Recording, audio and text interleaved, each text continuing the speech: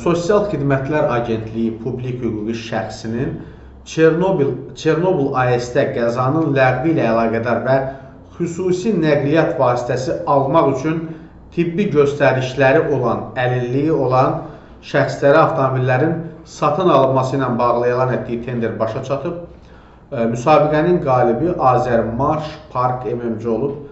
24 avtomobilin satın alınmasına 390.600 manat xərclənəcək. Bu Çernobıl qutardı da, yəni bu Qarabağda döyüşən oğlanlara verildi o maşınları. Yəni indi Çernobıla göndəriliblər filan, Allah canlarını sağ eləsin. Amma bu Qarabağda 44 günlük müharibədə, 92-ci ilin, 93-cü ilin müharibəsində döyüşən, can qoyan, sağlamlığını itirən oğlanlar var da. Məncə onlara verilsin də. Yəni bu Çernobıl olub 40 il əvvəl, tamam, anladıq, başa düşdük. Müəyyən illərdə də o libotlardan, imtiyazlardan istifadə olunub. Amma indi artıq Çernobıldan görün nə qədər vaxt keçir.